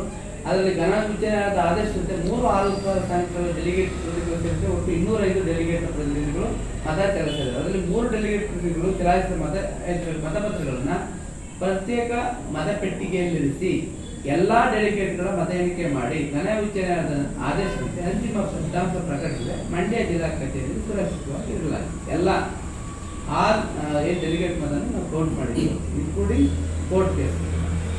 ದಿನಾಂಕ 2/2/2020 ಮತ ಎಣಿಕೆ ನಡೆದು ಕೆಳಕಂಡಂತೆ ಮಾಡಲಾಗಿತ್ತು. ಇಷ್ಟು ಅವತ್ತು ನಡೆದಂತೆ ಘಟನೆಯನ್ನು ಹೇಳಿದೆ.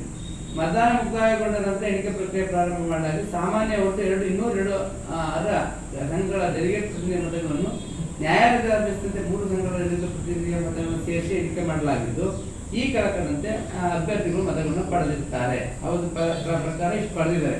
HS ಮಹೇಶ್ ಅವರು 59 1 ದೊಡ್ಡತಾರ 62 ಪಡೆದಿದ್ದಾರೆ. HD ಮಂಜೂರು 74 1 2 77 ಪಡೆದಿದ್ದಾರೆ. K ರವಿ ಅವರು 137 ಪಡೆದಿದ್ದಾರೆ. MB ಹರೀಶ್ 126 ಪಡೆದಿದ್ದಾರೆ. 4 ರಿಜೆಕ್ಟ್ ಆಗಿ ಒಟ್ಟು 395 ಆಗಿದೆ. ಮಂಡ್ಯ ಜಿಲ್ಲಾ ಸಹಕಾರ ಆರೋಗ್ಯ ಸಂಘ ಒಕ್ಕೂಟ ನಿಯಮಿತರಲ್ಲಿ ಆಡಳಿತ ಸಂಬಂಧ ನ್ಯಾಯಾಲಯದಲ್ಲಿ ದಾಖಲಾಗಿದ್ದ ಪ್ರಕರಣದಲ್ಲಿ ಘನವಿಚಾರಣೆ ಈ ಕೆಳಕಂಡಂತೆ ಆದೇಶ ಹೊರಡಿಸಿದೆ. ಈಗಾಗಲೇ ನೀವು ಅದರ ಪ್ರಕಾರವಾಗಿ WP ನಂಬರ್ 2856 ಪ್ರಕಾರ the petition are not interested in prosecuting the case and the petition stand dismissed for non prosecution ಅಂತ ಮಾಡಿದೆ. ಮತ್ತೆ ದೊಡ್ಡತಾರಲ್ಲಿ ಸಮರ್ಪಣೆಗೆ WP ನಂಬರ್ 2394 ಪ್ರಕಾರ the returning officer is directed to announce the result within 7 days of the receipt of the copy of this order by taking into account the vote cast by the petition in the above matter ಅಂತ ಮಾಡಿದೆ. ಹಾಗಾಗಿ ನಾವು ದೊಡ್ಡತಾರಲ್ಲಿ ವೋಟನ್ನು ಪರಿಗಣಿಸ್ತಾ ಇದ್ವಿ. ಮತ್ತೆ ಕೂನಹಳ್ಳಿ ಮತ್ತೆ ಕುಡುಗನಹಳ್ಳಿ ವೋಟನ್ನು ಅವ್ರು ಯಾರು attend ಮಾಡೋದ್ರಿಂದ ಅದಕ್ಕೆ ನಾವು ಪರಿಗಣಿಸ್ತೇನೆ. ಈ ಮತವನ್ನು ಪರಿಗಣಿಸ್ತೇನೆ, ಅವ್ರು ಪರಿಗಣಿಸ್ತೇನೆ. ದೊಡ್ಡತಾರಲ್ಲಿ ಮಾತ್ರ ಪರಿಗಣಿಸಿ ಅಂತಿಮ ಒಂದು ಫಲಿತಾಂಶ ಅಂಕಿಅಂಶಗಳನ್ನು ನಾವು ರೆಡಿ ಮಾಡಿದ್ವಿ. ಅದರ ಪ್ರಕಾರ K ರವಿರವರು ಅದೇ ಅತಿ ಹೆಚ್ಚು ಮತಗಳನ್ನ K ರವಿರವರು ಪಡೆದಿದ್ದಾರೆ. 130 ಮತಗಳನ್ನ ಪಡೆದಿದ್ದಾರೆ. MB ಹರೀಶ್ ಅವರು 123 ಮತಗಳನ್ನ ಪಡೆದಿದ್ದಾರೆ. HD ಮಂಜೂರು ಅವರು 74, WP ನಂಬರ್ 2394 ಪ್ರಕಾರ 1 ಮತವನ್ನು ಪಡೆದು 75 ಪಡ್ಕೊಂಡಿದ್ದಾರೆ. NS ಮಹೇಶ್ ಅವರು 59 ಮತಗಳನ್ನ ಪಡೆದಿದ್ದಾರೆ. ಅದಕ್ಕೆ WP ನಂಬರ್ 2394 ಪ್ರಕಾರ 1 ಓಟ್ನಲ್ಲಿ 60 ಮತಗಳನ್ನ ಪಡೆದಿದ್ದಾರೆ. 4 391 ಆಗಿದೆ. 4 ಕಳೆದಿರೋದ್ರಿಂದ ಹಾಗಾಗಿ KR ಪೇಟೆ ತಾಲೂಕು ಮತಕ್ಷೇತ್ರದ 2 ನಿರ್ದೇಶಕರ ಸ್ಥಾನಕ್ಕಿದ್ದು ಅತಿ ಹೆಚ್ಚು ಮತಗಳನ್ನು ಪಡೆದ K ರವಿ ಬಿನ್ ಕೃಷ್ಣೇಗೌಡರು ಮತ್ತು MB ಹರೀಶ್ ಬಿನ್ MB ಬಸವರಾಜರವರು 123 ಕ್ರಮಬದ್ಧವಾಗಿ ಪಡೆದು ಕಣದಲ್ಲಿದ್ದ ಉಳಿದ ಅಭ್ಯರ್ಥಿಗಳಿಂದ ಅತಿ ಹೆಚ್ಚು ಅಂಕವನ್ನು ಪಡೆದಿರುತ್ತಾರೆ. ಸದರಿಯವರನ್ನ 6 KR ಪೇಟೆ ತಾಲೂಕು ಮತಕ್ಷೇತ್ರದ 2 ಸ್ಥಾನಗಳಿಗೆ ಕ್ರಮಬದ್ಧವಾಗಿ ಚುನಾಯಿತರಾಗಿರುತ್ತಾರೆ ಎಂದು ರಿಟರ್ನಿಂಗ್ ಅಧಿಕಾರಿಯಾದ PC ಶಿವಾನಂದಪುರಿ KS ಅಪರ ಜಿಲ್ಲಾಧಿಕಾರಿ ಮಂಡ್ಯದ ನಾನು ದಿನಾಂಕ 4/4/2025 ರಿಟರ್ನಿಂಗ್ ಅಧಿಕಾರಿ ಅಪರ ಜಿಲ್ಲಾಧಿಕಾರಿ ಕಚೇರಿಯಲ್ಲಿ ಅಭ್ಯರ್ಥಿ ಎದುರುಗರ ಸಮಕ್ಷದ ಫಲಿತಾಂಶವನ್ನು ಘೋಷಣೆ ಮಾಡಿರ್ತಾರೆ. ನೀವಿಬ್ಬರು ಆಯ್ಕೆಯಾಗಿದ್ದೀರಿ ಅಂತಕ್ಕಂಥದ್ದು. 2/2/2025 ತಾರೀಕು ಮಂಡ್ಯ ಜಿಲ್ಲಾ ಹಾಲು ಒಕ್ಕೂಟ ಮೊನ್ಮೂಲ ಚುನಾವಣೆ ಫಲಿತಾಂಶ ಪ್ರಕಟಣೆ ಆಗಿತ್ತು. ಅದರಲ್ಲಿ 3 ವೋಟನ್ನ ನಮ್ಮ ಎದುರಾಳಿಯವರು ಕೋರ್ಟ್ಗೆ ಹೋಗಿ ತಂದಿದ್ರು. ಆ ವೋಟು 3 ವೋಟಲ್ಲಿ ಇದ್ದಿದ್ದರಿಂದ ಅದ್ರ ಎಣಿಕೆಯನ್ನು ಮಾಡಿ ಫಲಿತಾಂಶನ ಪೆಂಡಿಂಗ್ ಇಟ್ಟಿದ್ರು. ಇವತ್ತು 4/4/2025 ಅದರ ಫಲಿತಾಂಶನ ADC ಅವರ ಜೊತೆ ಮತ್ತು ನಮ್ಮ ಚುನಾವಣಾಧಿಕಾರಿಯಾದಂಥ ಶಿವನಮೂರ್ತಿಯವರ ಸಮಕ್ಷಮದಲ್ಲಿ ರಿಸಲ್ಟ್ ಅನೌನ್ಸ್ ಮಾಡಿ ನಮಗೆ ಮತ್ತು MB ಹರೀಶ್ ಅವರಿಗೆ ಸರ್ಟಿಫಿಕೇಟನ್ನು ನೀಡಿರ್ತಾರೆ.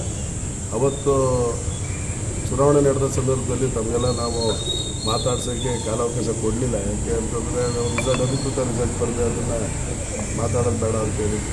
ಹಾಗಾಗಿ ಇವತ್ತು ನೀವೆಲ್ಲ ಮುಂದೆ ನಮ್ಮ ಏನು ಗೆದ್ದು ಖುಷಿನ ಇವತ್ತು ಹಂಚ್ಕೊಳ್ತಾಯಿದ್ದೀವಿ.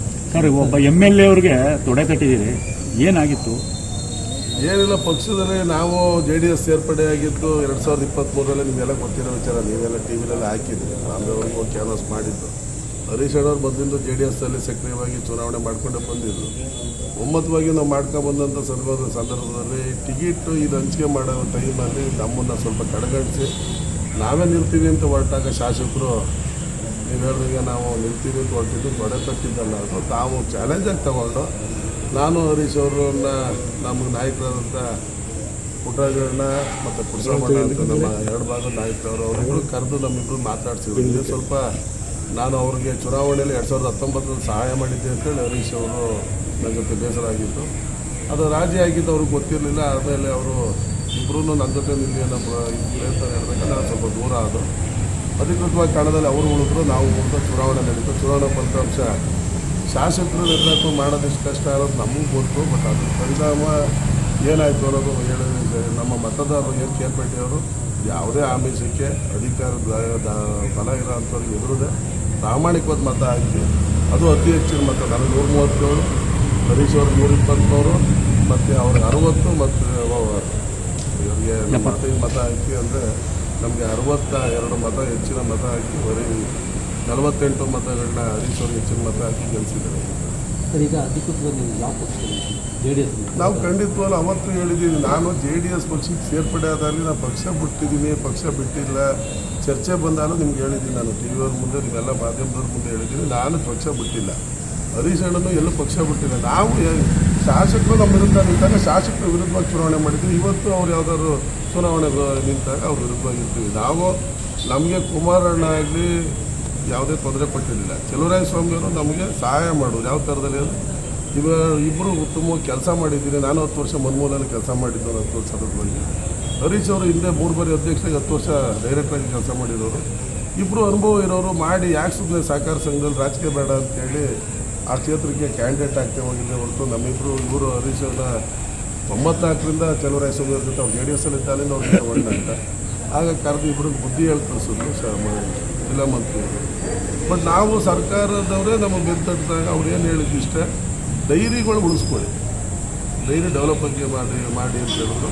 ಕುಮಾರಣ್ಣನ ಉದ್ಯೋಗ ಮಾಡಿದಾಗ ಶನಿವಾರ ದಿವಸ ಬಂದು ನಾವು ಸಿಕ್ಕಿದ್ದು ಶುಕ್ರವಾರ ಬಂದು ಸಿಕ್ಕಿದಾಗ ಅವರು ಚನ್ನಪಟ್ಟಣ ಚುನಾವಣೆ ಬಿಸಿ ಇದ್ದಾಗ ನಮ್ಗೆ ಹೇಳೋದ್ರು ನಾನು 3-4 ದಿವಸದಲ್ಲಿ ಕರಿತೀನಿ ಅಂತ ಶನಿವಾರ. ಇವರು ಶಾಸಕರು ಸ್ವಂತ ನಿರ್ಧಾರ ಸೋಮವಾರ ಬೆಳಿಗ್ಗೆನೇ ಅಧಿಕೃತವಾಗಿ ನಾವು ಕ್ಯಾಂಡಿಡೇಟ್ ಘೋಷಣೆ ಅಂತೇಳಿ ಮಹೇಶ್ ಅವ್ರನ್ನ ಜೊತೆ ಮಾಡಿ ಕ್ಯಾಂಡಿಡೇಟ್ ಅನೌನ್ಸ್ ಮಾಡ್ಕೊಂಡು ಚುನಾವಣೆ ಹಾಗಾಗಿ ಚುನಾವಣೆ ಖಂಡಿತವಾದ ನಾವು ಇನ್ನೂ ಪಕ್ಷ ಬಿಡೋ ವಿಚಾರ ನಿಮ್ಗಳ ಮುಂದೆ ಯಾವುದೇ ಮತ್ತು ಜನಗಳ ಮುಂದೆ ಚರ್ಚೆ ಮಾಡಿ 1% ಮಾಡಿಲ್ಲ.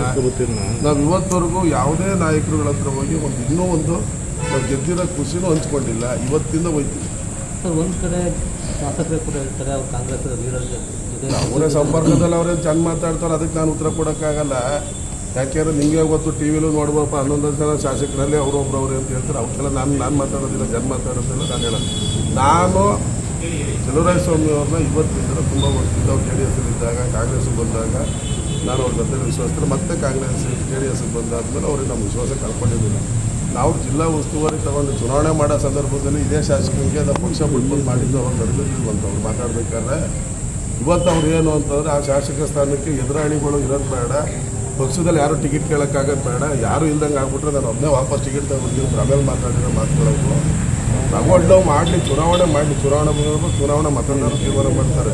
ಅರ್ಜಿ ಹಾಕೋದಷ್ಟೇ ನಮ್ಗಳ ಕೆಲಸ. ನಾವು ಮಾಡಬೇಕಾಗಿರೋ ಕೆಲಸ ಇಷ್ಟೇ. ನಮ್ಮನ್ನು ಕೆಲಸಿರೋದು ಎಲ್ಲ ನಮ್ಮ ಸಹಕಾರ ಸಂಘದಲ್ಲಿ ಆ ಥರ ಹೋದಂಥ ಸಂದರ್ಭದಲ್ಲಿ ಕಾಂಗ್ರೆಸ್ಸು JDS BJP 3 ಪಕ್ಷ ಮತ ಸೇರಿರೋದೇ ನಮಗೆ ಇಷ್ಟು ಗೆಲ್ಲಬೇಕಾಗುತ್ತೆ. ನನ್ನ ಮುಂದಿನ ನಡೆ ಏನಿಲ್ಲ. ಮೊದಲು ಡೈರೆಕ್ಟ್ರಾಗಿ 2 ಬಾರಿ ಏನು ಕೆಲಸ ಮಾಡಿದ್ದೀನಿ ಅದೇ ರೀತಿ ಕೆಲಸ ಮಾಡ್ಕೊಂಡು ಹೋಗ್ತೀನಿ. ನನಗೆ ಯಾವುದೇ ಹುದ್ದೆಗೋಸ್ಕರ ನಾನು ಎಲ್ಲೂ ಹೋಗಿ ಕೇಳಿಲ್ಲ, ಯಾರ ಹತ್ರನೂ ಹೋಗಿ ಆ ಥರ ಉದ್ಯೋಗ ಯಾವತ್ತೂ ಹಿಂದೇನೂ ಮಾಡಿಲ್ಲ. ನಾನು ಅದನ್ನು ಇವತ್ತು ಮಾಡಲ್ಲ. ಹರೀಶ್ ಅವರು 3 ಬಾರಿ ಆದಾಲು ಅವ್ರು JDS ಅಲ್ಲಿ ಇದ್ದಾಲೆ ಅಧ್ಯಕ್ಷರಾಗಿರೋದು. ಇವತ್ತು ಸರ್ಕಾರ ಐತೆ, ಸರ್ಕಾರ ಏನಾದ್ರು ಕರೆದು ಮಾತಾಡಿ ಯಾರಿಗೂ ಮಾಡಿ ಇಂಥವ್ರು ಸಹಾಯ ಮಾಡಿದ್ರೆ ಖಂಡಿತ ಅವ್ರುಗಳು ಸಹಾಯ ಮಾಡಿ ಅವ್ರು ಡೈರಿ ಡೆವಲಪ್ ಬಗ್ಗೆ ಚಿಂತೆ ಮಾಡ್ತೀವಿ. ಇವತ್ತು 4 ರೂಪಾಯಿ ಹಾಲನ್ನ ರೇಟು ಜಾಸ್ತಿ ಮಾಡಿದೆ ಸರ್ಕಾರ. ಬಟ್ 4 ರೂಪಾಯಿ ಯಾವತ್ತಿಗೆ ಹಾಲು ನಾನು ರೇಟ್ ಅಲೌನ್ಸ್ ಮಾಡ್ತು ಅನ್ನೋದು ಅರಿವು ತಮ್ಮಗಳಿಗೆ ಇರ್ತದೆ, ಬಟ್ ಮಾತಾಡೋಲ್ಲ. 4 ರೂಪಾಯಿ ಇವತ್ತು ಕೊಡೋಕ್ಕೆ ಹೇಳ್ಬಿಟ್ರು ಎಷ್ಟು ಲೀಟ್ರಿಗೆ 10 ಲಕ್ಷ ಲೀಟ್ರಿಗೆ. ಪ್ಯಾಕೆಟ್ ಅಲ್ಲಿ ಹೋಗೋದು 5 ಲಕ್ಷ. ಈ 4 ರೂಪಾಯಿ 5 ಲಕ್ಷ ಚಿಲ್ಲರೆಗೆ ಏನಾಯ್ತೈತಿ? ಈ ದುಡ್ಡಲ್ಲಿ ತಂದು ಕೊಡ್ತಾರೆ. ಮತ್ತೆ ಇದು ಎಷ್ಟು ಕಷ್ಟ ಅನ್ನೋದು ಬೋರ್ಡ್ ಇಲ್ಲ. ಈಗ ಇದು ನಿರ್ಧಾರಗಳು ತಗೊಳಕ್ಕಲ್ಲ. ಬೇರೆಯವ್ರು ಏನು ಮಾಡಿದ್ರು 30ನೇ ತಾರೀಕು 3,000 ರೂಪಾಯಿ ಕಮ್ಮಿ ಬುಧವಾರ. ಇದು ತುಂಬ ಕಷ್ಟದ ಪರಿಸ್ಥಿತಿ. ಮತ್ತೆ ಈಗಾಗಲೇ ಇನ್ನೇನು ಮೇ ಜೂನಲ್ಲಿ ಮತ್ತೆ ಮಳೆ ಹೋಗ್ತಾ ಇರೋದ್ರಿಂದ ಹಸಿರು ಬರೋ ಟೈಮು ಒಟ್ಟಿಗೆ ಚುನಾವಣೆ ಮಾಡಿದ್ವಿ. ರವಿ ಸಾಕಂತ ನಾನು ಒಟ್ಟಿಗೆ ಚುನಾವಣೆ ಮಾಡಿದ್ರಿಂದ ಅವರ ಶ್ರಮ ಜಾಸ್ತಿ ಅಂತ ನನಗೆ ಹೇಳೋಕ್ಕೆ ಇಷ್ಟ ಮಾಡ್ತೀನಿ. ನ್ಯೂಸ್ ಸಂಗಮಕ್ಕಾಗಿ doctor KR Neelakantha, KR Pete. ಕೊನೆಯಲ್ಲಿ ಮತ್ತೊಮ್ಮೆ ಹೆಡ್ಲೈನ್ಸ್. ಕುಶಾಲನಗರ ಪಟ್ಟಣದ ಗಣಪತಿ ದೇವಾಲಯದ ಮುಂಭಾಗದಲ್ಲಿ ಬಿಜೆಪಿ ಕಾರ್ಯಕರ್ತರು ಒಗ್ಗೂಡಿ ಬಿಜೆಪಿ ಪಕ್ಷದ ಕಾರ್ಯಕರ್ತ ವಿನಯ್ ಸೋಮಯ್ಯರವರ ಆತ್ಮಹತ್ಯೆಗೆ ಕಾರಣರಾದವರನ್ನ ಬಂಧಿಸುವಂತೆ ಪ್ರತಿಭಟನೆಯನ್ನ ಮಾಡಿದ್ದಾರೆ. KR ಪೇಟೆ ಪಟ್ಟಣದ BJ ಶಿಕ್ಷಣ ಸಂಸ್ಥೆ ಆವರಣದಲ್ಲಿ ಮಕ್ಕಳ ಬೇಸಿಗೆ ಶಿಬಿರಕ್ಕೆ ಚಾಲನೆ ನೀಡಲಾಯಿತು. ಕುಶಾಲನಗರ ತಾಲೂಕಿನ ಕೂಡಿಗೆಯಲ್ಲಿ ರಾಗರಂಜಿನಿ ಸಂಗೀತ ಶಾಲೆಯಲ್ಲಿ ಬೇಸಿಗೆ ಶಿಬಿರಕ್ಕೆ ಚಾಲನೆ ನೀಡಲಾಯಿತು.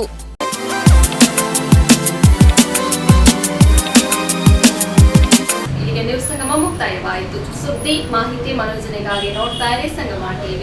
ವಂದನೆಗಳೊಂದಿಗೆ ಸುಪ್ರೀತಾ LN.